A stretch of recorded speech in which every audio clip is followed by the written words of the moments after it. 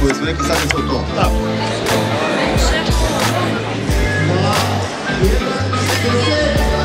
Znamo mi još neke ovakve viceve, ali nisu prikladni.